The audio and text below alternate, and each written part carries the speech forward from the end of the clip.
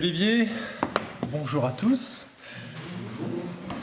Je connais deux personnes, trois avec Mélinda, monsieur et madame Berger aussi. J'avais votre neveu dans mon église à Dijon, en fait.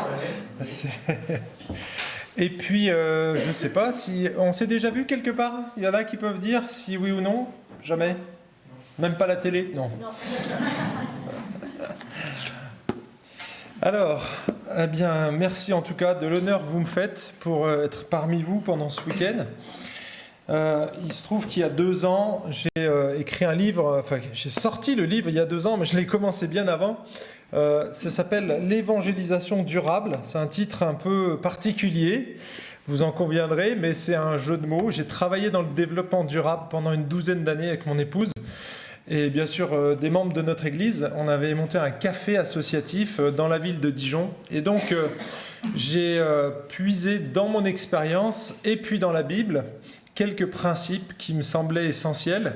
Et puis, du coup, dans le livre, j'ai rassemblé ces éléments. Donc, il y a quand même beaucoup plus de Bible que d'expérience personnelle. Mais j'ai quand même il y a une petite 20aine de pages sur le projet qu'on a eu. Donc c'était un projet d'évangélisation durable. Alors c'est un titre barbare, mais en fait quand on parle d'évangélisation durable, en fait on parle d'une évangélisation qui est réfléchie sur du long terme. C'est ça le développement durable.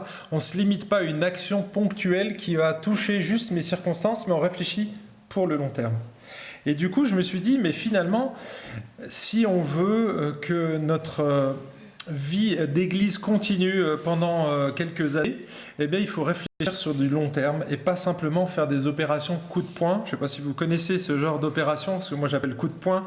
Ce sont des opérations ponctuelles qui ne sont pas forcément mauvaises, mais si on ne réfléchit pas sur le long terme, peut-être qu'on va s'essouffler. En fait, ce qui est rapidement le cas, en général, quand on fait quelque chose pour lesquels on n'a pas trop réfléchi ou on est motivé pour un temps, et puis après, hop, ça s'essouffle, c'est un peu comme un soufflet, ça monte, c'est super, puis hop, plus rien derrière.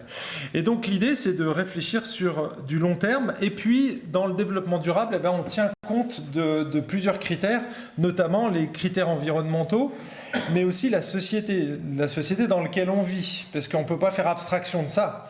On a tous des ordinateurs, vous avez tous des ampoules à la maison, personne s'éclaire encore à la bougie, enfin je sais pas, peut-être. Et du coup, il faut tenir compte de ces paramètres, parce que si nos méthodes sont toujours les mêmes, si on utilise les mêmes méthodes quand on était à la bougie et qu'on est on est aujourd'hui à l'électricité, vous allez voir qu'il va y avoir un gros problème.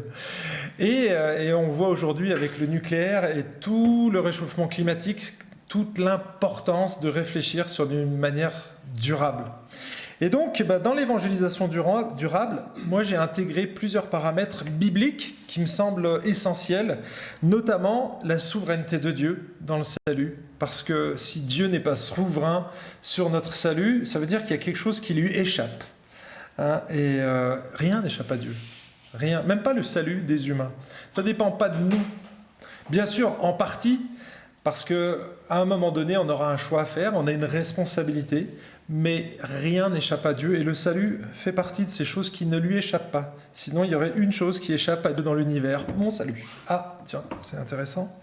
Et puis, cette perspective-là, le mandat missionnaire, on verra ce que c'est plus dans le détail, parce qu'on parle d'évangélisation, mais moi je parle de mandat missionnaire, parce que ça c'est notre mission en tant qu'Église, en tant que croyants. Et puis, oula, le verre a fait boum. Désolé Mélinda. Bon, c'est mon cartable qui a pris, c'est pas grave. Le verre était plein. Il est vide. Et en fait, il faut tenir compte, bien sûr, du récipiendaire, c'est-à-dire des gens qui vont entendre l'évangile. Donc, on voit que l'évangélisation, si on veut la construire d'une manière durable, eh bien, il va falloir réfléchir à tous ces paramètres. Et ce que j'ai essayé de faire modestement dans ce livre, j'ai essayé de faire un livre qui soit abordable. Mais désolé, un deuxième essai. Je vais vite le boire, comme ça, ce sera fait. Et donc, du coup, l'idée, c'est d'essayer de parcourir le premier chapitre ce soir. Donc, c'est votre pasteur bien-aimé qui m'a demandé de le faire. Tu voulais que je me présente ? Ou c'est... Pour donner un cadre. Un cadre. Alors, moi, je me suis converti à l'âge de 22 ans dans une boîte de nuit. Alors, je ne me suis pas converti dans la boîte de nuit, mais par l'intermédiaire d'une personne dans la boîte de nuit. Et puis ensuite, j'ai rencontré des chrétiens, des étudiants, puis ensuite d'autres chrétiens dans une église, des chrétiens dans une famille qui m'ont vraiment impressionné. Et ensuite, donc j'ai fini mes études, là c'était à Chambéry, et je suis allé faire un stage à Lyon, et là j'ai rencontré Florent Varac, et ça a été un petit déclic avec Florent. Et donc j'ai été dans son église pendant des années, c'est devenu mon pasteur, après c'est devenu mon ami, mon mentor, et aujourd'hui on ne sait pas ce que c'est un mélange de tout ça. Et donc du coup voilà, j'ai été pasteur pendant 20 ans à Dijon, et puis depuis 2 ans maintenant je suis à Genève, donc dans une église internationale, évangélique internationale. Voilà en gros le parcours, ça vous suffit. J'enseigne à l'IBG un cours avec mon épouse sur le mariage, les fréquentations et la sexualité.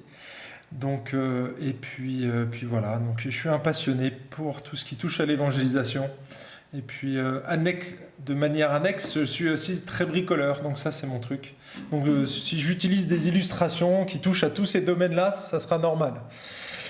Alors, première chose que j'aimerais aborder avec vous, c'est déjà je ne sais pas si vous connaissez la recette du jambon aux épices. En fait, il y a une dame c'est un mari plutôt, qui observait son épouse faire du jambon. Donc c'était la période de Noël, elle badigeonnait son jambon. Puis à un moment donné, elle prend son jambon cru, donc c'est un gros morceau de viande, et elle coupe les 2 extrémités avant de le mettre dans le four. Il la regarde comme ça, il dit « Mais chérie, pourquoi tu coupes les 2 extrémités de ton jambon ?» Il dit « Oh ça j'en sais rien, faut demander à ma mère. » « Ah bon, tu sais pas pourquoi tu dois couper le jambon ?» « Bah non. » Ok, il appelle sa mère et dit il demande à sa femme d'appeler sa mère, donc elle l'appelle. « Maman, explique-moi pourquoi on coupe le jambon. » Absolument, j'en sais rien. Il faudrait demander à ta grand-mère.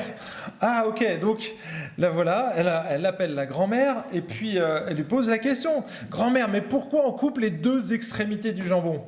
Et la grand-mère, c'est pas au bon endroit là. 2 fois, c'est... Et donc la grand-mère se met à rire comme ça et elle lui dit « Ah, mais tu sais, c'est tout simple. On coupe les 2 extrémités du jambon parce qu'à l'époque, notre four était trop petit. Et donc pour que ça rentre, on était obligé de couper les 2 extrémités. »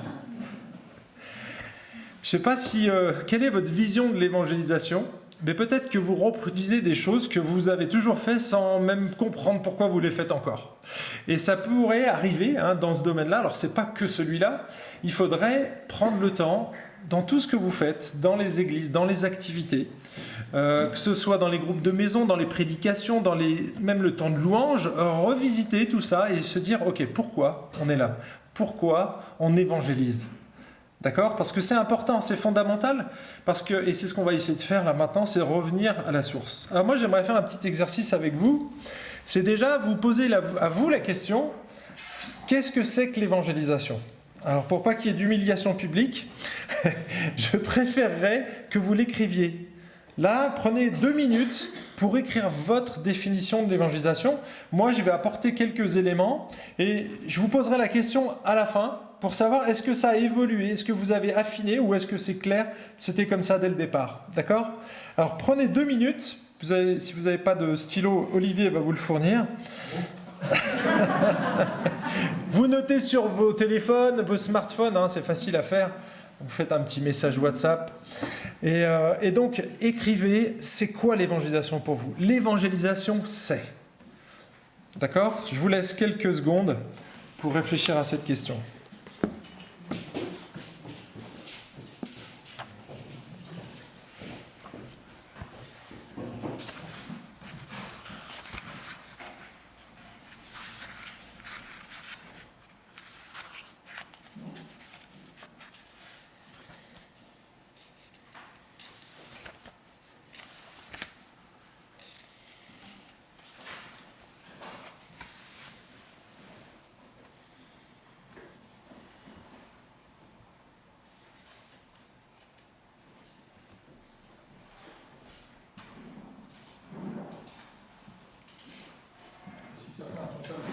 Papier crayon, j'ai quand même.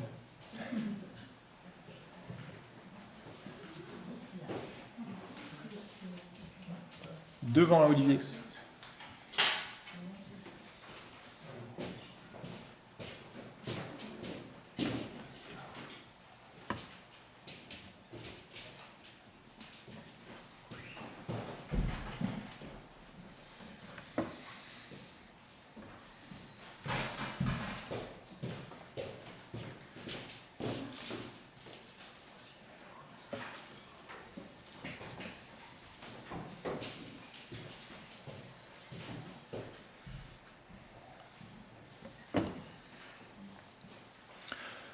Bien, j'imagine que si c'était clair avant d'arriver, vous n'allez pas mettre 10 minutes pour trouver une définition de l'évangélisation, et même si elle n'est pas complète, c'est pas grave.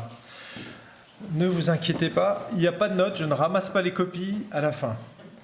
En tout cas, en France, quand on parle du mot évangélisation, eh bien, c'est chargé de sens. Et je suis désolé si la plupart d'entre vous êtes suisses, on est francophone et nos pays sont frontaliers, donc il y a quand même des appointances qui sont évidentes, mais je constate quand même une petite différence.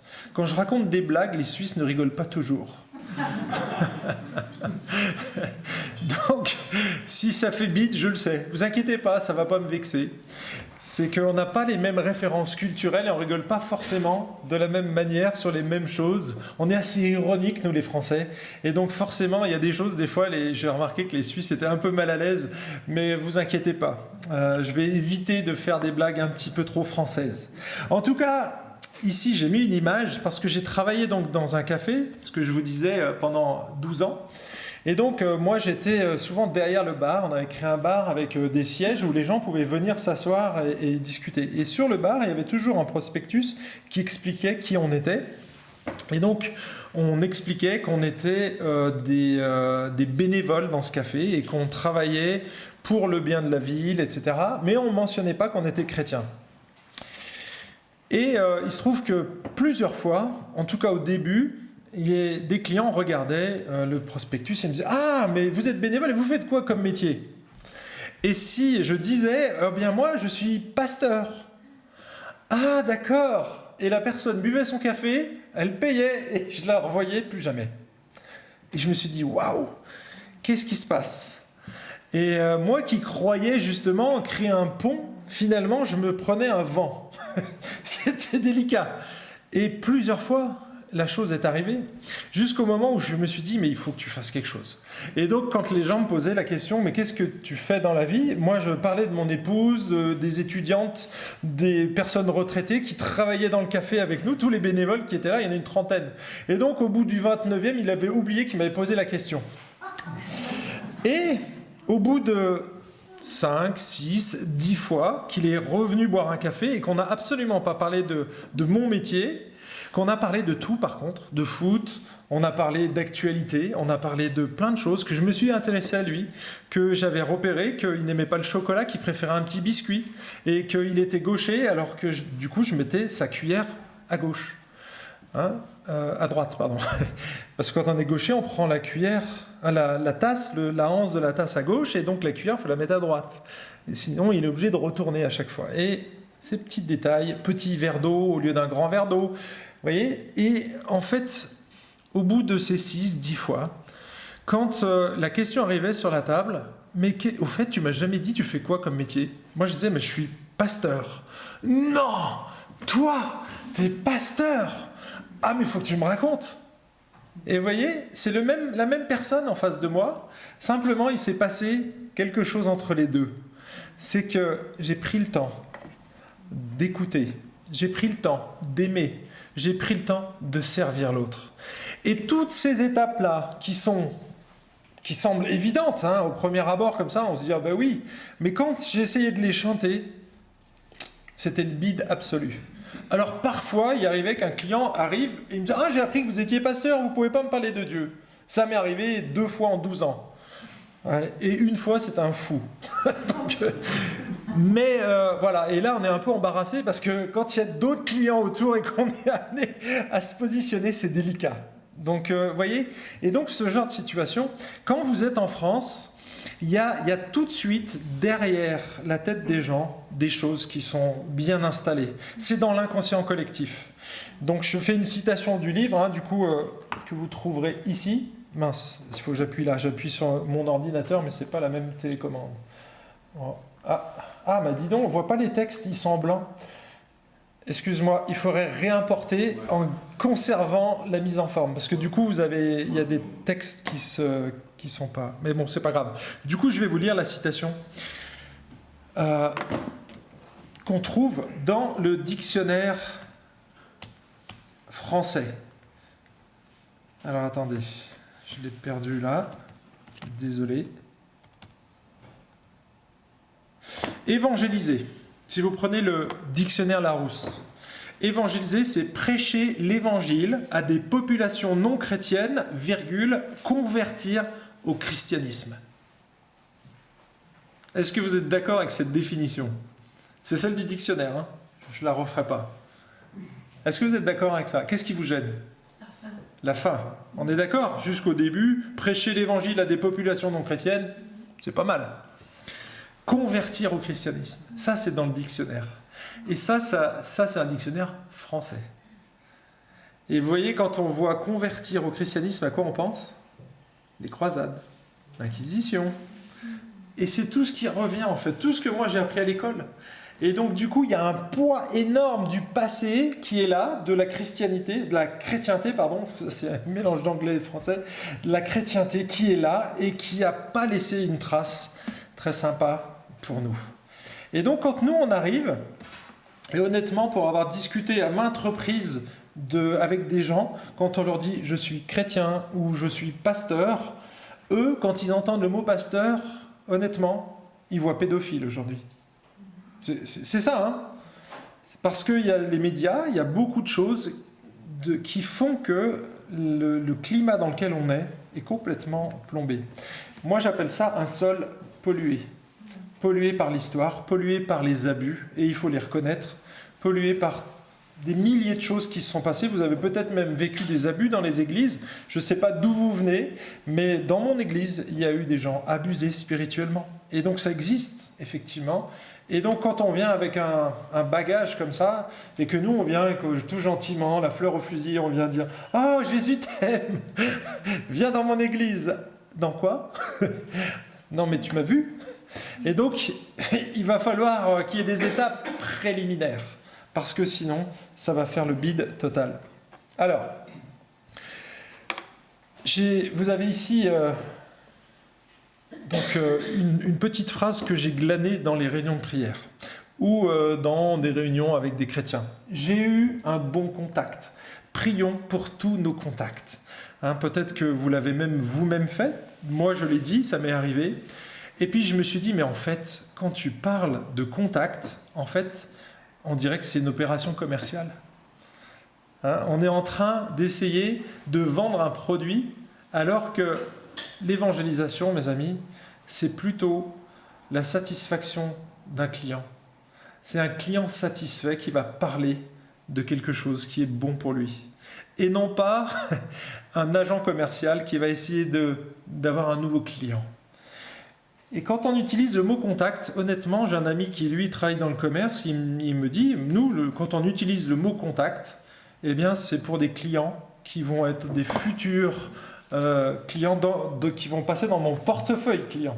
Et on appelle ça des contacts. Alors, je peux le concevoir dans le milieu professionnel, mais dans l'église, les amis, si vous avez l'habitude de prier pour vos contacts, si ça fait 2, 10, 20 fois que vous les voyez, ou si c'est vos voisins, ils ont un prénom, un nom, une identité, appelez-les par leur prénom.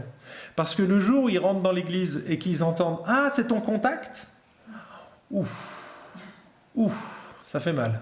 Ça fait mal, je peux vous assurer que ça fait très mal.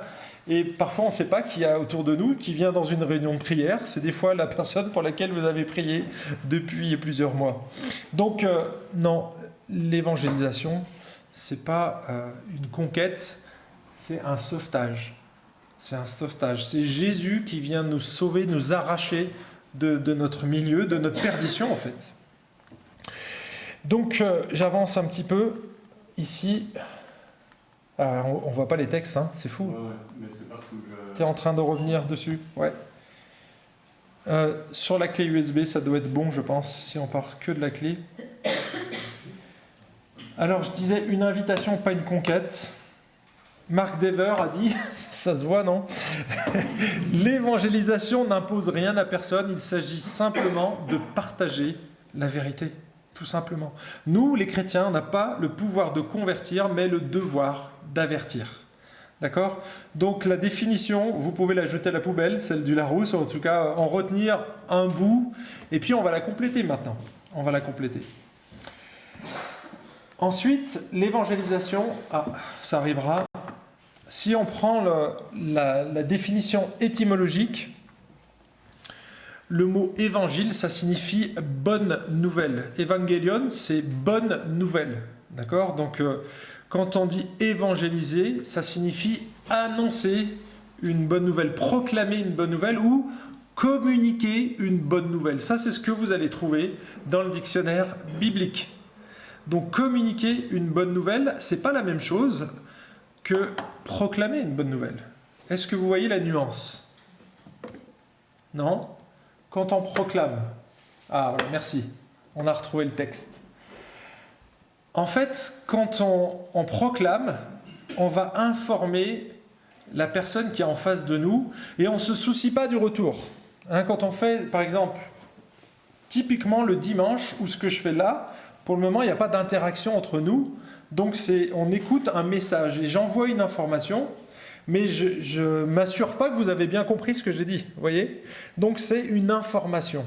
Et puis, si on parle de communication, alors là, ça change tout, parce que là, on doit s'assurer qu'il y a un retour du récepteur. Et donc là, il faut qu'il y ait... Moi, je vais essayer de m'assurer que vous ayez bien compris le message. Et donc, je vais vous poser des questions, je vais vous faire répéter. Ah, mais non, c'est pas exactement ce que je dis. Et vous voyez, on rentre dans un dialogue et une relation. Et souvent, ce que j'ai observé, c'est que dans les églises, si on ne donne pas la bonne définition, eh bien, on ne s'entendra jamais sur le mot évangélisation, parce que finalement, on ne parle pas de la même chose. On trouve ces deux termes dans le Nouveau Testament. En fait, il y en a beaucoup d'autres, mais en fait, ces deux concepts, on les retrouve dans l'évangélisation. Ça s'appelle l'évangélisation de masse. Donc ça, c'est de nature informative. C'est ce qu'on appelle en missiologie la révélation propositionnelle de Dieu. D'accord? Donc c'est une proposition, on parle de Dieu. Donc ça se voit, l'évangélisation de masse, c'est le prédicateur. Tous les dimanches, Olivier, enfin je ne sais pas s'il prêche tous les dimanches, mais en tout cas quand il prêche le dimanche, c'est de l'évangélisation de masse. Hein, on peut le dire. Paul dit à Timothée, prêche la parole, et il lui dit, fais l'œuvre d'un évangéliste. C'était quoi son rôle? Il était pasteur à Éphèse, coordinateur probablement, plusieurs églises, mais quand même. Et donc son rôle, c'était de jouer le rôle d'un évangéliste et de prêcher la parole. Et donc du coup, c'est ce qu'on fait, l'évangélisation de masse. Et il y a l'autre qu'on retrouve bien entendu dans la Bible, et c'est assez massive, c'est la prédication, enfin pas la prédication, mais l'évangélisation relationnelle. Et on voit Jésus, c'est toutes les rencontres que Jésus fait, c'est toutes les rencontres que les apôtres font avec d'autres. Et donc on voit ces éléments-là qui sont clairement dans la Bible, et il ne faudrait pas les concurrencer. Elles sont complémentaires. Bien souvent, on les oppose, et c'est là où on dit « Oui, mais moi j'évangélise parce que moi j'ai annoncé l'évangile. » Ah, ok. Et toi, t'es rentré en relation, t'as aimé ton voisin, mais t'as aussi évangélisé en fait. C'est simplement qu'on ne parle pas de la même chose. Mais les deux sont dans la Bible. C'est à quoi qu'on reconnaîtra qu'on est des disciples? Est-ce que c'est parce qu'on a bien prêché l'évangile? Jean 13. C'est à ceci qu'on reconnaîtra que vous êtes mes disciples. Vous connaissez la Bible quand même. Jean 13, 35. C'est à quoi? À l'amour que vous avez les uns pour les autres. Et en fait, on se dit, ah attends, ça veut dire que dans l'évangélisation, on va reconnaître que je suis un chrétien quand dans l'environnement croyant, dans l'Église, on a des relations fortes. C'est à l'amour qu'on a les uns envers les autres. Donc si dans l'Église on n'a pas ces relations fortes, notre évangélisation, elle va faire flop. Et je ne sais pas si vous avez déjà eu des problèmes de division ou des tensions dans l'Église, c'est le pire moment pour évangéliser. Pourquoi? Parce qu'on est censé être un peuple où il y a la paix, en fait. Et qu'est-ce qui se passe quand il y a des tensions? C'est exactement l'inverse qu'on est en train de démontrer. On devrait être en paix, et qu'est-ce qu'on fait? Eh bien, on est en querelle, il y a des divisions qui ont lieu dans l'Église, et là, c'est le pire moment pour évangéliser. Dieu est souverain, malgré tout, hein, mais quand même, c'est très difficile de dire « Crois en Jésus, tu verras, ta vie va changer », et ouais, seulement là, si tu veux que je vive et que j'ai les mêmes relations avec vous, là, ça va plus, là. J'ai pas envie, en fait, de vous ressembler. Oui, et je pense que le côté est hyper important ici, qu'on ait des relations saines. Alors, il y a beaucoup d'autres textes, hein, mais j'en ai cité un ici. Donc, si on fait une petite synthèse, un petit résumé, déjà, l'évangélisation, c'est un mot qui est chargé de sens. C'est une opération de sauvetage, c'est pas une action commerciale. C'est une invitation, c'est pas une conquête. C'est une information et une communication de l'évangile. J'ai pas tout dit, d'accord ? Mais au moins, on peut résumer de cette manière-là. J'ai pris un théologien qui s'appelle Michael Green. Alors, il est décédé depuis un petit moment quand même, mais j'ai trouvé son livre remarquable. J'ai dû le lire quand j'ai fait mes études en missiologie. Et c'est un gros pavé. Ça s'appelle « L'évangélisation dans l'Église primitive ». Et voilà comme il a commencé à définir l'évangélisation. Pour lui, proclamer la bonne nouvelle du salut aux hommes et femmes en vue de leur conversion à Christ. Je vous pose une question. Qui a mis cette définition dans son papier ou sur son smartphone tout à l'heure? Ou un truc qui ressemble? Que le début. Que le début. Ouais, bah tout, non ouais, que le début, proclamer la bonne nouvelle. Vous êtes arrêté là, ok. Bon, on ne proclame pas la bonne nouvelle pour rien, hein. On est d'accord. On espère quand même qu'en proclamant l'évangile, il y a des gens qui vont se tourner vers Jésus. Donc, ça fait partie de la définition. Mais, moi, ce que j'ai apprécié chez cet auteur, et ce n'est pas tous les auteurs, c'est qu'il l'a complété avec cette petite phrase en jaune, et de leur insertion dans l'Église. Qu'est-ce qui se passe à partir du moment où une personne rencontre Jésus ? Qu'est-ce qui se passe spirituellement? On devient Jean 1, verset 12, un enfant de Dieu. On devient un enfant de Dieu, donc on devient un frère de Jésus. Il nous adopte dans quoi? Dans sa famille, une famille spirituelle. Donc quand on se convertit à Dieu, qu'est-ce qui se passe instantanément? On devient un enfant de Dieu, on devient membre de la famille de Dieu. Et donc, on est déjà dans l'Église, sans le savoir. Vous voyez, on est déjà membre du corps virtuel de Christ, la grande Église avec un grand E, universel. On en fait partie sans le savoir. Mais notre objectif ne s'arrête pas juste à la proclamation, c'est de lui dire, ok, ben voilà ce que tu es devenu maintenant, et donc, je vais tout faire pour que tu t'intègres à l'Église. Et vous voyez, cette définition, elle est... Alors, attendez, vous n'avez pas la suite. Voilà, je vous ai parlé de jaune, mais elle est arrivée. En fait, il faudrait compléter cette définition avec l'insertion dans l'Église, parce que c'est l'objectif, en fait. C'est ce qui se passe. Alors, bien sûr, on pourrait rajouter plein d'autres choses. Et dans le livre, si vous lisez dans le chapitre 6, il y a une citation de Lausanne, du mouvement de Lausanne, sur l'évangélisation, que j'ai trouvé très, très bonne. Alors, c'est pas moi qui la cite dans le livre, c'est Philippe Monnery.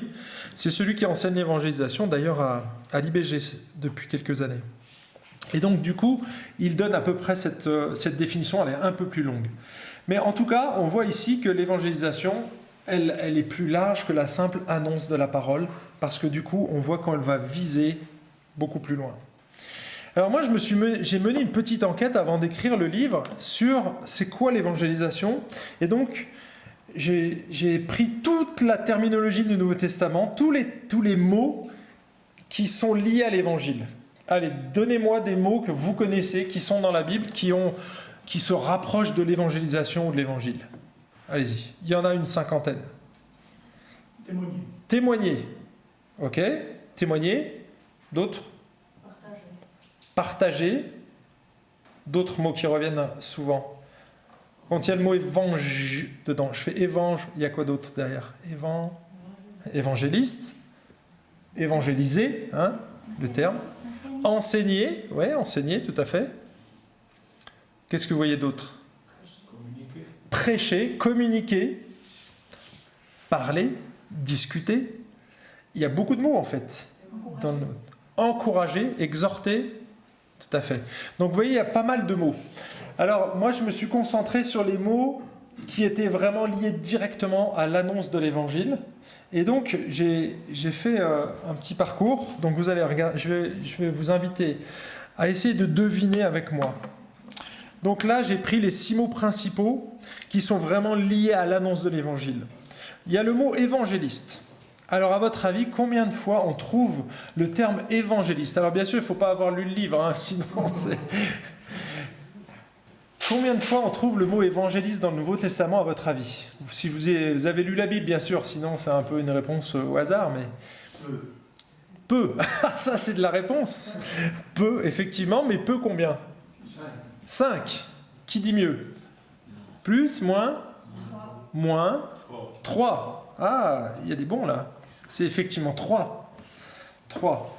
3 fois on trouve le terme évangéliste, mais à deux endroits. Éphésiens 4, verset 13. Il a fait les uns comme... Si, c'est ça. C'est Éphésiens 4, 12. Il a fait les apôtres. Les évangélistes sont juste derrière. Et donc, si on regarde la suite, c'est pour le perfectionnement des saints et l'édification du corps. Et on se dit, attends, il a donné des évangélistes, mais c'est pour l'Église. Tiens, c'est bizarre. Mais oui, première mention. Deuxième mention du mot évangéliste, c'est pour Timothée. Et qui était Timothée? Un pasteur. Fait l'œuvre d'un évangéliste. Ah tiens, c'est bizarre, il doit prêcher la parole. Et la troisième mention, c'est dans Actes. Et c'est Philippe. Pour le dissocier de l'autre Philippe. Donc il est appelé Philippe l'évangéliste. Parce qu'il y avait un apôtre qui s'appelait Philippe. Et il y a Philippe l'évangéliste. Probablement que c'est celui qui a reçu l'imposition des mains dans Acte 6. C'est ce Philippe-là, c'est pas l'apôtre qu'il y a dans les 12. Et donc, on n'apprend pas grand-chose finalement sur le thème évangéliste. Hein. Combien de fois... Alors là, l'impératif n'a absolument pas d'intérêt, parce que c'est juste un nom. Mais, mince, je me suis oublié. Ouais. Ah, excusez-moi, je n'ai pas fait avancer. 3 fois. Alors, le mot évangéliser, à votre avis, il y a combien de fois dans le Nouveau Testament? Plein de fois. Non? 2 fois, ok. Qui dit mieux? Qui mieux que 2? Ah, c'est délicat. 5. Allez, on se mouille plus là, c'est marrant, hein? Allez-y, hein, il n'y a pas de notes. Et honnêtement, si j'avais fait l'exercice, je me serais planté. Hein. Pourtant, j'ai lu le Nouveau Testament plusieurs fois, mais voilà, c'est comme ça. 0. Et toi? Pardon, et vous? 0. Waouh. 55 fois. À votre avis, il y a combien de fois l'impératif?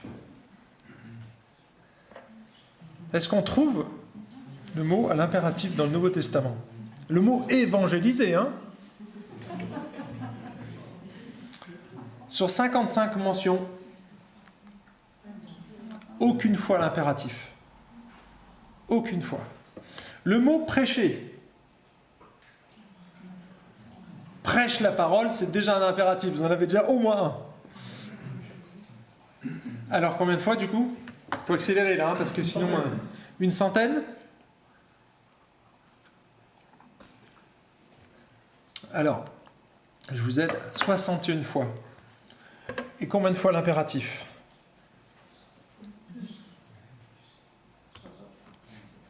4 fois. 4 fois seulement. Et alors, on a le prêche la parole dans Timothée. Prêcher l'évangile, donc on l'a dans Marc 16. Hein, prêcher l'évangile à toute la création. Le problème de Marc 16, si vous avez un petit peu étudié la Bible, vous voyez qu'il y a des crochets à partir du verset 9 jusqu'à la fin et qu'on n'est pas sûr de la finale de Marc. Donc, on ne peut pas appuyer toute une théologie sur ce passage. Et l'autre, c'est dans Marc chapitre 10. Marc chapitre 10, vous pouvez prendre vos Bibles, mais dans Marc chapitre 10, il encourage de prêcher l'évangile, le royaume, pardon, prêcher la bonne nouvelle du royaume à qui? Aux brebis perdues de la maison d'Israël. Donc aux Juifs. Et quelle est la mission derrière? Chasser les démons, guérir les malades, ressusciter les morts.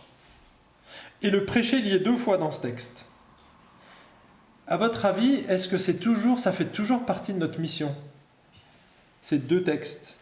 Est-ce qu'on peut appliquer ça pour tous les croyants de tous les temps dans l'Église? Parce que moi, j'ai entendu plusieurs fois. On est d'accord. Ici, c'était particulier, c'est une mission particulière à un moment particulier où les apôtres avaient besoin d'exercer leur foi. Quel texte tu dis? Matthieu chapitre 10, à partir du verset 5 jusqu'au verset 12.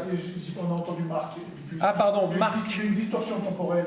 Ouais, c'est Marc 16 et là Matthieu 10, pardon. Matthieu 10, et donc on voit que c'est une circonstance particulière. Et donc du coup, c'est compliqué de dire c'est pour tous les chrétiens de tous les temps. Ok, donc sur les 4 impératifs, finalement on a pu écarter. Et du coup, il n'y a pas besoin, on ne peut pas définir une théologie en disant il faut prêcher l'évangile parce qu'il y a un impératif. C'est délicat. Ensuite, le verbe témoigner. À votre avis, combien de fois? Ah, il n'y a plus personne qui ose parler maintenant. 15. Pas témoin, que le verbe. Le verbe témoigner, ouais. Ouais, martyr, il est très peu en fait, le mot témoin. On a peu de fois en fait dans le Nouveau Testament. Mais le mot témoigner, il est assez abondant. 74 fois. Je vais plus laisser de suspense. Mais regardez le nombre de fois qu'il est cité à l'impératif. Aucune. Vous serez mes témoins. Vous voyez? On sera ses témoins. C'est différent. Dire tu seras mon témoin, ça veut dire que ça fait partie de ton identité. Ça va beaucoup plus loin que va témoigner. Tu seras mon témoin. Vous voyez? Ça fait partie de notre identité. Enseigner, il y est 91 fois et 3 fois l'impératif. On élimine les 2 autres fois où c'est enseignez-vous les uns les autres, parce que ça ne concerne pas l'évangélisation, mais c'est à l'intérieur de l'Église, c'est pour notre édification, hein, c'est dans Colossiens 3. Et l'autre, pareil. Et par contre, il y a un qui reste quand même un impératif. Et encore, il a la forme d'un impératif, mais c'est un indicatif en fait. C'est un participe passé. C'est dans Matthieu 28. Allez, faites de toutes les nations des disciples. Vous connaissez la suite? Baptisez-les et enseignez-leur. On va regarder ce texte de plus près. Et puis le terme annoncer l'évangile, il y est une fois à l'impératif, mais encore une fois, alors je vous laisse parce qu'on n'a pas le temps en fait, mais il faudrait regarder chaque texte dans le détail. Je l'ai fait dans le livre, c'est écrit dedans, donc vous pourrez le vérifier, mais il faudra acheter le bouquin, hein, je suis désolé. Et donc du coup, le terme annoncer, il y est une fois l'impératif, mais en fait ça ne concerne pas la bonne nouvelle, enfin l'annonce ou le chant missionnaire. Eh bien les amis, alors bien sûr il y a d'autres textes, si vous voulez vous amuser à étudier tous les autres mots qui sont dans le grec, vous pouvez le faire, je l'ai fait avant vous, donc j'ai mentionné ici tous les mots qui existent, et en fait on ne voit pas d'impératif pour annoncer la bonne nouvelle, et ça c'est la grosse surprise, c'est que il n'y a pas dans le Nouveau Testament de commandement explicite à évangéliser qui soit adressé à tous les croyants. Alors quand j'ai écrit cette phrase, je me suis dit, oula, c'est une bombe que tu es en train d'écrire là. Mais j'ai dû piocher pendant une année, honnêtement, j'étais pas tranquille avec ça. Je me suis dit, mais je peux pas faire autrement, je peux pas mentir, c'est mes découvertes, c'est dans la Bible, il faut le dire quand même. Et donc du coup, je l'ai écrit, puis en glanant à droite et à gauche, j'ai quand même trouvé des auteurs qui sont pas n'importe lesquels. Jacques Buchold, quand même, c'est le doyen de la faculté de Vaux-sur-Seine, l'ex-doyen. Il dit « Les épîtres du Nouveau Testament adressés à des églises ne contiennent aucune exhortation à évangéliser. » Alors il parle des épîtres, il ne parle pas de l'évangile. Mais vous allez voir qu'il y en a quand même d'autres. Celui qui était mon livre de chevet pendant un temps, « L'essentiel dans l'Église », excellent livre que je vous conseille d'ailleurs aux éditions Clés. Regardez ce qu'il dit, Colin Marshall. Alors, c'est des gens qui sont à fond dans l'évangélisation. Hein. On est d'accord, c'est des missionnaires qui sont là pour encourager la vie de l'Église, etc. Regardez, étonnamment, le Nouveau Testament n'adresse que peu d'exhortations à des chrétiens ordinaires de transmettre l'Évangile à des non-croyants. Spécialistes et missiologues ont débattu de cet état de fait. Et là, j'étais un peu rassuré. Et puis, un de mes profs, David Brown, lui, dit carrément 99% des textes du Nouveau Testament qui s'adressent aux chrétiens concernent leur vie et non pas la nécessité d'évangéliser. C'est le cas de l'enseignement de Jésus, c'est le cas des lettres des apôtres. Et alors là, on s'assoit sur sa chaise et on se dit mince, c'est fou, hein? Quand on fait une découverte comme ça, les amis, on se dit mais alors pourquoi évangéliser? Parce que c'est Si c'est pas commandé, alors ça vient d'où? Et là, vous avez affaire à un évangéliste, j'ai écrit 280 pages et quelques. Donc, il ne faut pas s'arrêter au premier chapitre, hein, parce qu'il y en a encore 5 autres, et où je vais expliquer pourquoi on doit évangéliser, parce qu'il y a d'autres motivations qui sont développées dans le Nouveau Testament. En fait, où est-ce que le Nouveau Testament met l'accent? Eh bien, c'était dans cette phrase-là. Visiblement, la mission de l'Église ne se concentre pas sur l'évangélisation, mais sur la nécessité de faire des disciples. Notre mandat n'est pas d'amener des gens à la conversion, autrement dit faire des convertis, mais de former des disciples. Et c'est pour ça qu'on ne trouve pas de commandement direct à évangéliser, mais qu'on va trouver des commandements à être des disciples et à faire des disciples. Ok ? J'ai mis ici une image qui me parle à moi. Vous savez, j'ai 3 enfants et on essaye de les éduquer en tant que serviteurs. Dès tout petits, ils font des tâches ménagères. À 2 ans, ils commencent à balayer avec un petit balai de bébé. Et on leur apprend à devenir serviteurs des autres, à mettre la table. Alors au début, ils mettent les serviettes pour ne pas casser quelque chose. Après, on leur donne les fourchettes, les cuillères. Et puis plus ils grandissent, ensuite, on leur apprend à remplir un lave-vaisselle. Eh bien, vous savez, j'ai 3 enfants, eh bien, ils s'arrêtent tous avant le lave-vaisselle. Quand on leur demande de débarrasser la table, ils débarrassent la table et ils posent tout sur le plan de travail au-dessus. Et je me dis, est-ce qu'ils connaissent la théorie? Ah ben oui, on leur a montré, on leur a expliqué ce que c'était un lave-vaisselle et comment les affaires ne se lavaient pas toutes seules en lévitation et n'allaient pas descendre toutes seules en bas dans les tiroirs à lave-vaisselle, vous voyez? Et ils connaissent parfaitement la théorie. Le problème, c'est qu'ils ne font pas en fait. Et il me semble que bien souvent, quand nous on pense évangile, on pense évangélisation, on pense à former la tête. Et on s'arrête là en fait.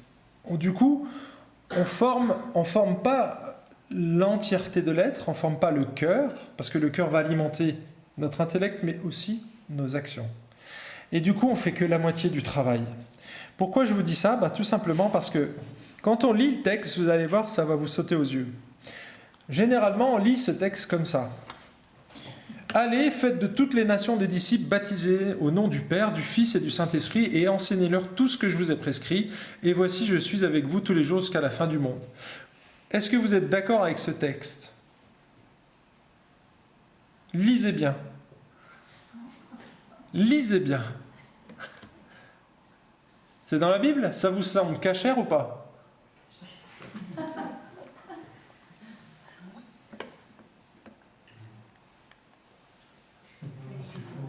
C'est un fake, les amis. Il manque un mot. Est-ce que vous l'avez trouvé? Prenez vos Bibles, vérifiez. Là, vous avez affaire à un hérétique en face de vous. Je viens de vous balancer un faux verset. Il manque un terme essentiel. Voilà. Voilà le terme qui manque, c'est garder, apprenez ou enseignez-leur à obéir, à préserver, à conserver, à pratiquer, à maintenir. C'est essentiel parce qu'en fait, on peut enseigner des choses d'une manière théorique, mais on doit enseigner à obéir. L'accent, il est sur l'obéissance, pas sur l'enseignement. Vous voyez? Donc l'objectif, c'est que les gens, ils remplissent le lave-vaisselle, pas qu'ils laissent les assiettes au-dessus. On doit faire des disciples, pas simplement les enseigner, mais leur apprendre à obéir. Ça, c'est la mission de l'Église. Vous voyez? Et on a switché cette partie-là. Quand je mets ce verset-là, 9 fois sur 10, les gens tombent dans le panneau. Parce que, en fait, on doit enseigner tout ce que Jésus a prescrit. Oui, c'est bien, mais tu as oublié juste une petite partie. Tu dois enseigner à obéir. Et mes amis, ça fait toute la différence. C'est vraiment fondamental de comprendre ça. En fait, quand je disais tout à l'heure que ce n'était pas un impératif enseigné, c'est parce que c'est un participe passé. Là, c'est la traduction interlinéaire du Nouveau Testament. Et regardez ce qu'il dit. En allant, ou allant donc, faites. Et l'impératif, il est sur le fait de faire des disciples. C'est un seul mot en grec. Nous, on a dû traduire parce que ça serait le mot discipuler sinon. Mais ça ne veut pas dire grand-chose pour nous. Discipuler. Donc allant, donc discipuler toutes les nations, les baptisant, ou baptisant eux au nom du Père, du Fils et du Saint-Esprit, et enseignant eux à garder tout ce que je vous commande. Vous voyez, le commandement, il est vraiment central, et c'est sur le fait de faire des disciples. Le reste, c'est la manière de faire en fait. Comment tu vas faire un disciple? Eh bien, tu vas lui enseigner à obéir, et tu vas le baptiser. Vous voyez? Donc l'accent est vraiment sur le fait de faire des disciples, former des disciples, développer des disciples. Vous pouvez utiliser le mot que vous voulez, mais le mot en lui-même, c'est discipuler. Donc on n'a pas d'équivalent en français. Il y a en anglais, mais pas en français. Donc nous, on dit faites des disciples, formez des disciples. Le terme... Alors, est-ce que je rentre dans le détail? J'ai pas le temps là. Hein. Il me semble que ça fait combien de temps? T'as encore... 22 minutes. Ok, alors du coup, je ne vais pas rentrer dans les détails. Si vous voulez plus de détails, voilà, je vous réfère au livre. Il y a des très bonnes prédications. Vous allez sur Un pasteur vous répond, Florent Varac, il a développé ça sur les disciples. En tout cas, pour moi et pour plusieurs missiologues, le disciple, c'est quoi? C'est quelqu'un qui est équilibré dans ces trois domaines-là, l'orthodoxie, c'est-à-dire quelqu'un qui a une doctrine juste. Hein. On ne peut pas se dire disciple si on croit que Jésus il est mort sur une croix et c'est tout. Il y a quand même tout un pan de la Bible qu'il faut connaître. D'accord? Donc, il y a une doctrine juste, mais il y a aussi l'orthopraxie. Une pratique juste, et l'orthopathie, c'est le cœur, c'est les motivations justes.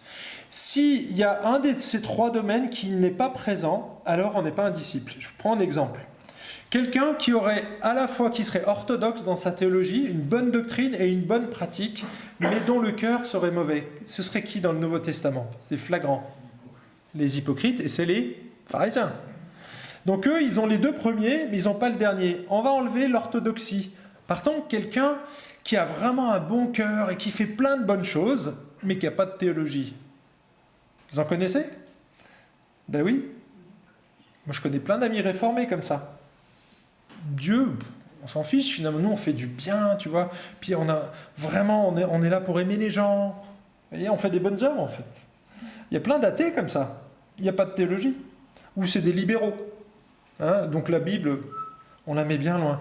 Et puis, il y a ceux qui ont l'orthodoxie, une bonne théologie, des bonnes motivations. Ils vous conseillent d'ailleurs que vous devriez faire ça dans l'évangélisation, vous devriez faire comme si, tiens Olivier, tu devrais prêcher comme ça. Il y en a dans les églises. Mais alors quand il faut faire, quand il faut appliquer, il n'y a personne. Hein, c'est les bons conseillers, on en a plein. Eh bien un disciple, normalement, il devra avoir ces trois éléments de manière équilibrée dans sa vie. Donc quand on forme un disciple, c'est pas simplement l'orthodoxie, mais c'est la mise en pratique de la parole et aussi on travaille le cœur. Attention, quand tu fais les choses, fais-les pour Dieu, fais-les pour le corps de Christ. C'est pas pour toi, tu n'es pas là pour te faire briller. Vous voyez, c'est vraiment important d'avoir ces trois aspects. Et là, c'est pour ça que quand on a cette définition du disciple et que notre mission c'est de faire des disciples, alors il faudra travailler sur ces trois axes. C'est super important.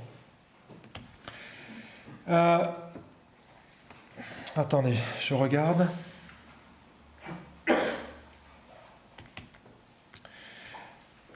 Le christianisme, en fait, a grandi ici. Voilà. Le christianisme, donc c'est Alan Kreider, un excellent ouvrage que j'ai depuis pas longtemps. J'aurais aimé l'avoir avant d'écrire mon livre, parce que c'est truffé d'informations. C'est un tout petit livre qui paye pas de mine, mais vraiment, c'est de une mine d'or, ce livre. Et dedans, il dit que le christianisme croissait parce que les chrétiens eux-mêmes étaient attirants. Les personnes extérieures à l'Église ne pouvaient voir le culte chrétien, mais elles voyaient vivre les chrétiens. Alors ça, c'était sous la persécution, hein, c'était au tout début. Mais elles voyaient vivre les chrétiens eux-mêmes. Ces derniers intriguaient par leur comportement qui poussait les non-chrétiens à s'interroger à leur sujet. Et il répond à la question juste après, en quoi consistait l'évangélisation à cette époque? Les chrétiens parlaient de leur foi et expliquaient leur choix de vie et les aspects inhabituels de leur style de vie. Ils expliquaient oralement et par écrit qui était Jésus-Christ et pourquoi il était la raison de leur style de vie particulier. Les chrétiens entraient en discussion avec les païens de manière naturelle, et progressive. Ils n'avaient pas de programme d'évangélisation, mais étaient en contact naturel avec leurs voisins et discutaient avec eux. Et je me suis dit, waouh, ça c'était les tout premiers chrétiens. Et quelque part, ici, on n'est plus en pré-chrétienté, hein, parce que c'est avant que le christianisme se développe et devienne religion d'État. Ça, c'était au IVe siècle, début du IVe siècle. Mais nous, finalement, on se retrouve en post-chrétienté, où nous, on est sur un terrain miné, pollué par 15 siècles d'histoire, en fait. La chrétienté, elle a été jusqu'à Calvin, en gros. Hein. Pendant 15, pas 15 siècles, mais on va dire du 3e au 15e siècle, 12 siècles, c'est la chrétienté, en gros. Mais les premiers siècles, jusqu'en 300, c'est ce qui se faisait ici. Et quand il n'y avait pas de christianisme qui était établi, eh bien aujourd'hui, il me semble qu'on se retrouve presque un petit peu, on est en post-chrétienté, mais alors nous, on a un élément supplémentaire à tenir en compte, c'est le mauvais passé qu'on a accumulé en fait. Et les protestants comme les catholiques. Hein, on n'a pas toujours fait des belles choses, les protestants, dans l'histoire. Et puis honnêtement, quand on regarde ce qui se passe chez les évangéliques, on n'a pas de quoi trop briller non plus. Hein. Si vous regardez les médias, sur 3 émissions, il y en a une bonne peut-être, et encore. Je ne sais pas si vous regardez Arte ou des émissions avec une petite tendance à gauche, on va dire, en général, c'est jamais très positif. Et donc, il faut tenir compte de ces paramètres. On ne peut pas l'ignorer. Ce serait aller dans le mur directement. Alors, Alan Kreider dit la chose suivante. Il dit « La croissance de l'Église s'explique entre autres par la formation de l'habitus ». C'est quoi l'habitus ? Eh bien, la définition, elle est juste en dessous. Ça désigne une manière d'être, une allure générale, une tenue, une disposition d'esprit. Et en fait, cet habitus, c'est la manière de former un disciple. Vous savez combien on mettait de temps avant le baptême dans les premiers siècles de l'histoire, jusqu'à ce que Constantin arrive au pouvoir. Donc, c'est-à-dire des années 60 jusqu'en 300 à peu près. Il y avait on connaît seuls 2 missionnaires qui étaient envoyés, des missionnaires officiels qui ont changé de pays. Mais sinon, la plupart du temps, il n'y avait pas de missionnaires. Alors, vous vous rappelez de la question que j'ai posée ? Parce que moi, je l'ai oubliée. Combien de temps avant le baptême, à votre avis ? 5 mois, semaines, années ? Heures ? 3 ans. 3 ans de formation avant le baptême. Ça paraît énorme, hein ? Quand on arrive à Constantin, où la religion devient religion d'État, regardez ce qu'il dit. Chaque année, et là il y a un gros changement, hein, chaque année au moment du carême, les enseignants encourageaient les catéchumènes à suivre un cours de préparation au baptême. Alors on était à 3 ans auparavant. Hein. Le catéchisme était beaucoup plus court qu'au IIIe siècle et ne durait plus 3 ans, mais 30 jours, 40 jours ou 8 semaines en fonction du nombre de candidats et de la place disponible. Vous imaginez ? Ben oui, parce que comme l'État avait officialisé la religion catholique, enfin chrétienne entre guillemets à l'époque, eh bien du coup, il y avait une affluence énorme et tout le monde devenait entre guillemets chrétien. On n'a paganisé finalement l'Église, c'est tout ce qu'on a fait. Sa visée avait changé. On ne mettait plus l'accent sur le comportement, mais sur l'orthodoxie. Le catéchisme n'était plus centré sur une façon de vivre différente, mais sur la manière de penser. Il s'agissait d'éviter l'hérésie et non plus de travailler sur les comportements. Alors attention, c'est pas parfait non plus, hein, mais voyez la dérive, c'est qu'on est passé d'un mode où c'était très long, hein, 3 ans, honnêtement, avant le baptême, je pense pas que vous en soyez là. Donc, mais on est passé là, on mettait l'accent sur le comportement, on a chanté quasiment ça, et on est devenu orthodoxe. Et voyez, il faudrait trouver un équilibre entre tout ça. Parce que 3 ans, ça paraît un petit peu long.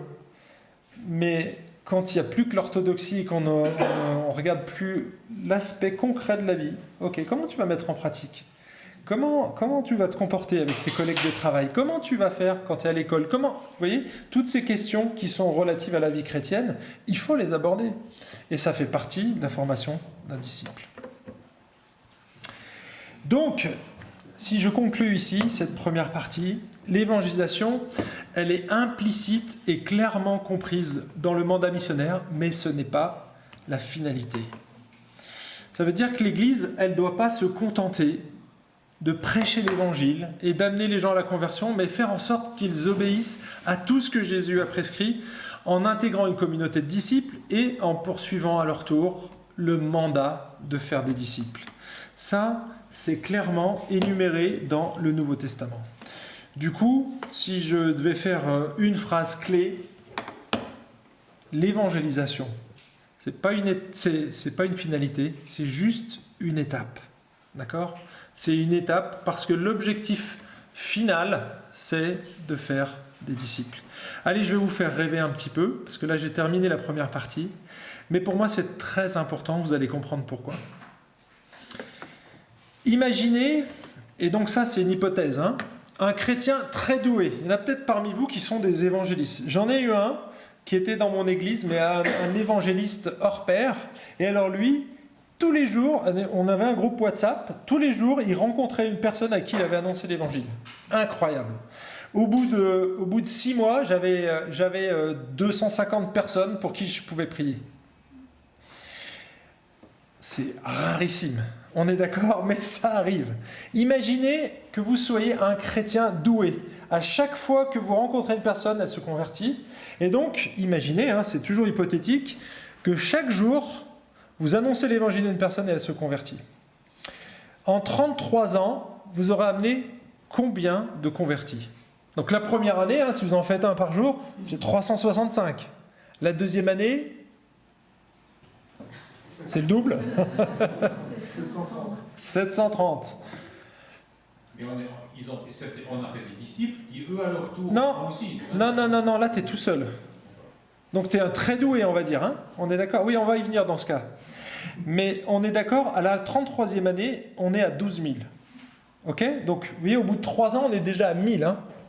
Pardon, excusez-moi, j'avance sur mon PowerPoint et j'oublie que ce n'est pas le même. Vous voyez, on est à 12 045 convertis. Donc, c'est un cas hypothétique. Maintenant, je vais vous donner un autre cas. On va parler d'un chrétien ordinaire. Ok ? Et donc, lui, il va prendre le temps avec son collègue. Il va aller boire un café, puis 2, il va regarder un match de foot. Et puis, à un moment donné, ils vont avoir une relation suffisamment forte pour qu'ils puissent lui annoncer l'évangile. De là, la personne est intéressée, ils font un parcours découverte de la Bible. Très simple, la grande histoire, BLF. 12 rencontres pour découvrir le message de la Bible. Au terme des 12 rencontres, une fois par semaine, ça vous prend 12 semaines. À la 12e semaine, il se convertit. Vous prenez le temps, mais tranquille, hein, vous avez encore 8 mois pour lui inculquer les actions à faire, à développer pour entretenir une relation avec Dieu, pour témoigner, pour vivre l'évangile, pour interpréter la Bible, vous lui donnez une petite formation herméneutique pour qu'il arrive à se nourrir tout seul, etc. Ok, dans les deux cas, lequel est le plus facile à mettre en œuvre ? Le premier ou le deuxième ? Dans les deux cas. Quel est le plus réaliste ? C'est le deuxième, on est d'accord ? Ah, vous m'avez fait peur là. Je me suis dit, waouh, on n'a que des terroristes là. Alors, imaginons que cette personne, une fois que j'ai pris le temps de la former, eh bien, elle va refaire la même chose. Et c'est très simple ce que j'ai fait. J'ai pris le temps, j'ai discuté, j'ai fait des choses avec lui. Et puis, petit à petit, on a fait un parcours découverte, on l'a amené à la foi, on lui a donné les outils de base pour démarrer la vie chrétienne.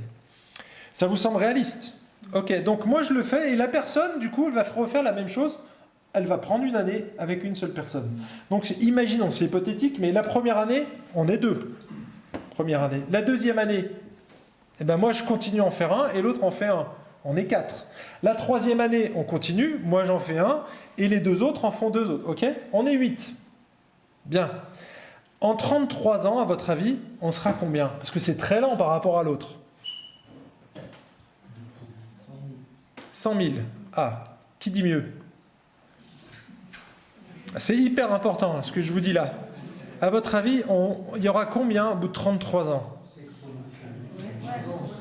C'est exponentiel, oui. Alors, si vous savez, la courbe exponentielle est très plate au début. Et alors après, ça monte quasi à la verticale. Alors, à bout de 33 ans, à votre avis, il y aura combien? Allez, dites-moi si c'est exponentiel. 10 000.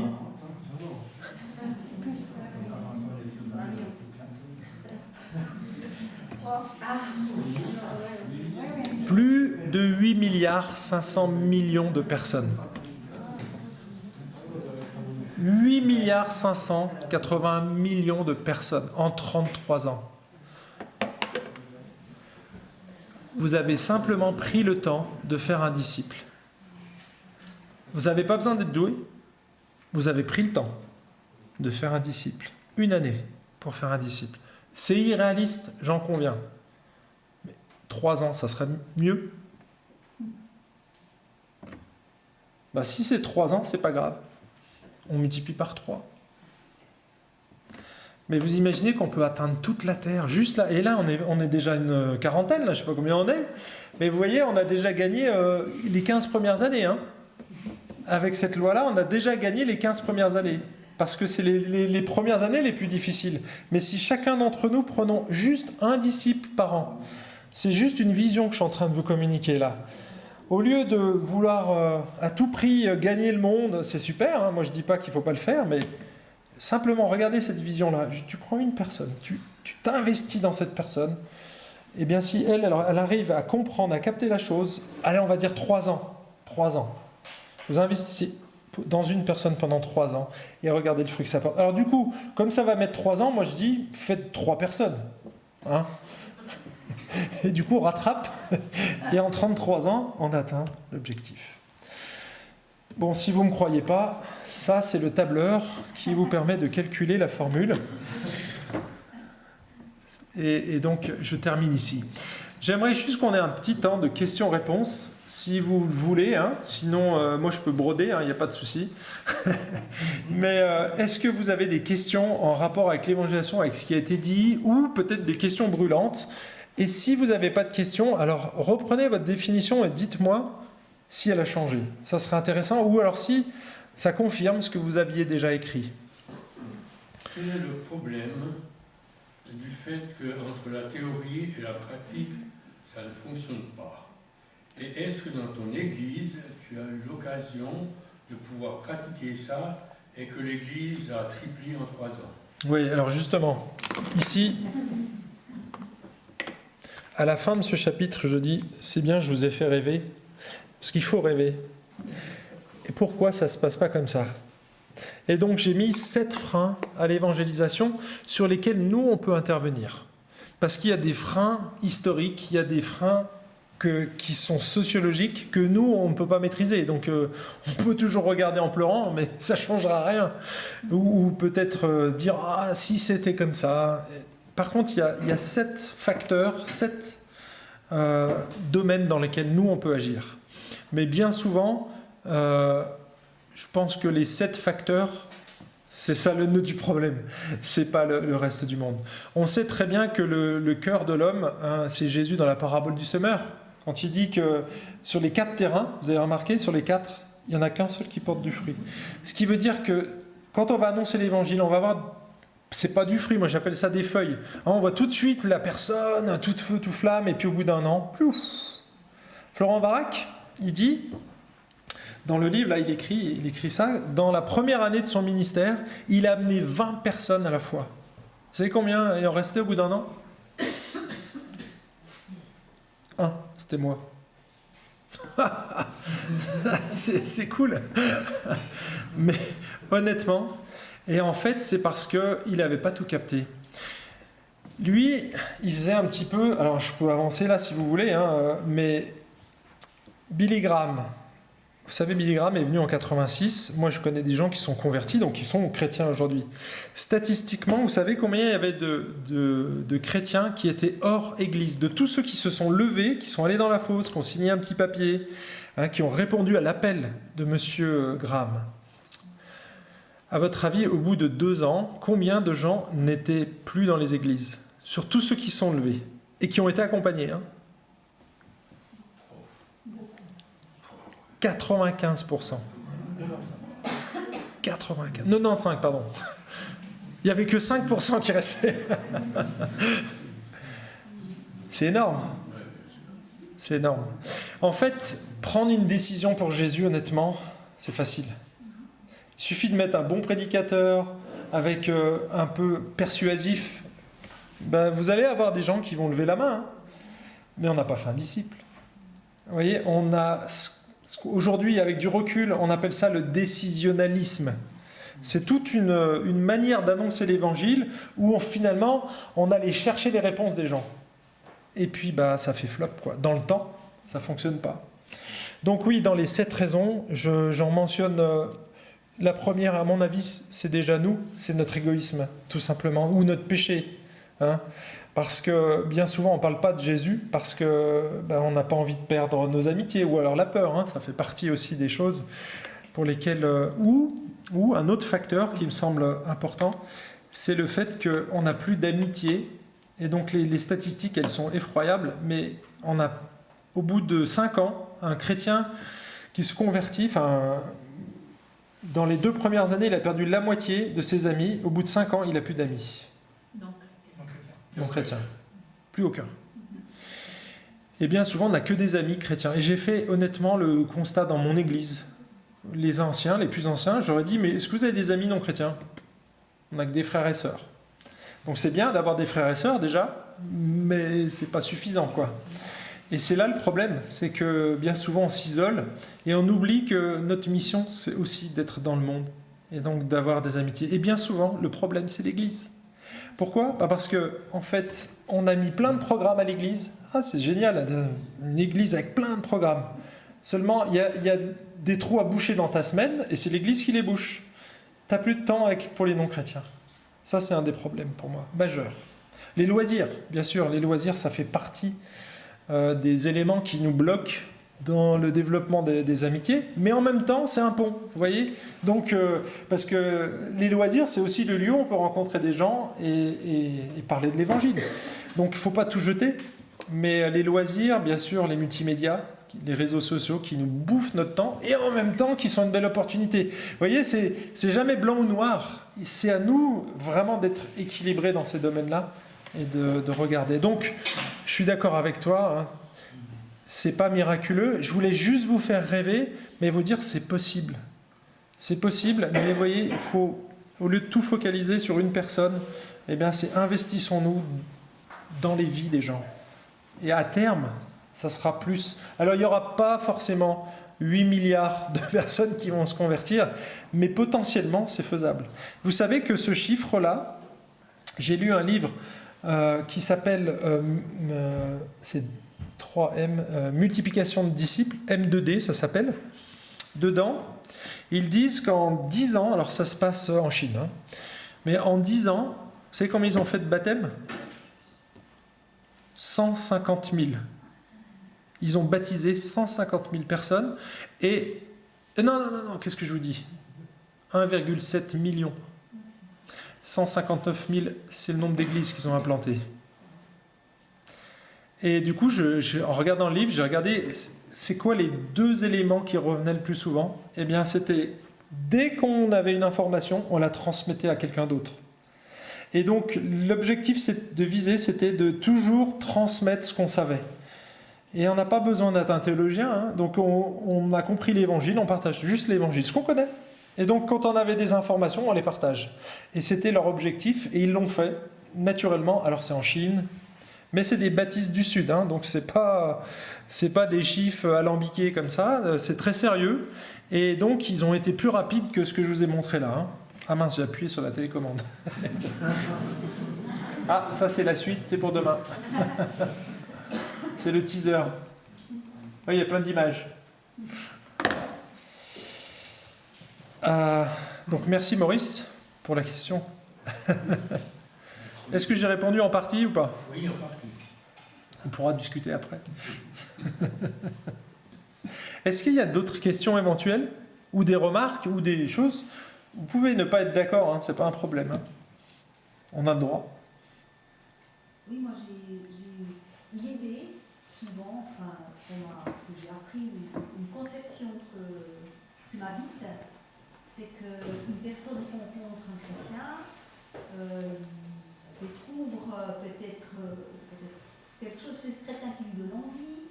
Ensuite, il rencontre cette idée de maillon, où on est, voilà, parfois il faut rencontrer plusieurs personnes, à un moment donné, quelqu'un va lui parler d'évangile, après il va peut-être décider avec un autre. D'ailleurs, c'est un peu ce qui s'est passé dans ma vie aussi. Et après, il intègre une église, et ensuite, c'est l'église qui va faire grandir. Et ce que j'entends par là, qui me trouble un peu, c'est une personne rencontre une personne, elle partage, elle fait l'évangile, après elle le fait un disciple, ça lui prend, elle va voilà, passer son énergie avec une personne pendant longtemps. Qui moi, j'ai plutôt cette idée que dans le corps de Christ, on a plusieurs personnes, on est complémentaires, etc. C'est super parce que c'est mon 5e chapitre.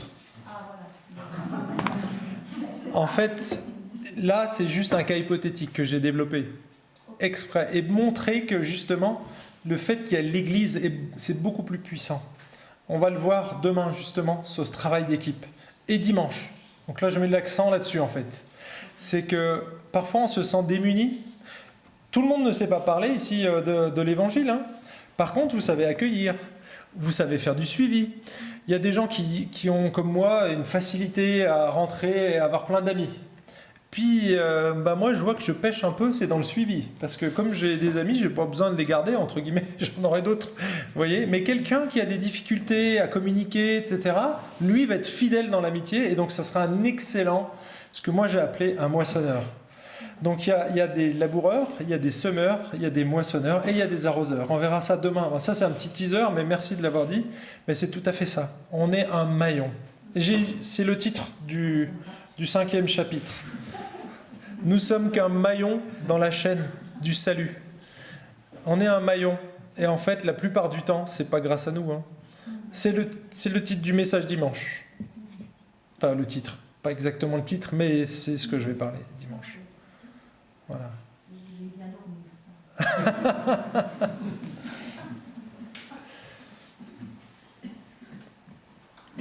Est-ce que vous avez d'autres questions, les jeunes ?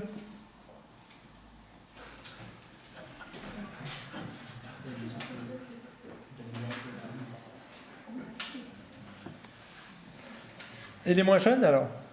Moi, une remarque que je voulais dire, c'est justement ce que je réalisais souvent dans les opérations coup de poing, c'est bien, mais c'est souvent le problème, c'est le suivi.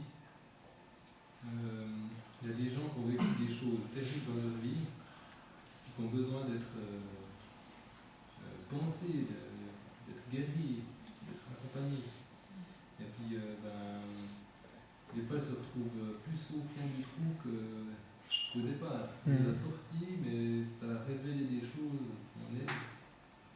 Puis, des fois, dans ces opérations coup de poing, c'est un peu le risque, c'est qu'on ne fait pas trop attention aux dommages. Si on le laisse après, si on ne le suit pas, ça va être dur pour lui. Déjà qu'il y a 3 terrains sur 4 où on sait que ça va mal se passer, mais là en plus, si on ne fait pas notre job jusqu'au bout, c'est clair que les résultats ils vont être très très très maigres. Et c'est évident. Hein. Alors, on n'aura pas la garantie que chaque fois qu'on annonce l'évangile et qu'on suit tout un processus, au bout, on sait qu'il y a les 3/4 du temps, ça n'ira pas jusqu'au bout. Il y a le bon grain et l'ivraie dans l'église. On ressemble comme 2 gouttes d'eau à un chrétien, mais Jésus ne dit pas de faire le tri, hein. C'est pas à nous de le faire. Donc nous on se fie au comportement, aux paroles, orthodoxie, orthopraxie, orthopathie. Hein. On essaye de vivre ça, mais on n'est pas dans le cœur. On ne peut pas le vérifier ça. Donc c'est clair, c'est difficile. Mais en tout cas, on coupera là par contre au montage parce que je vais parler de témoignages perso. Hein, vous pourrez couper.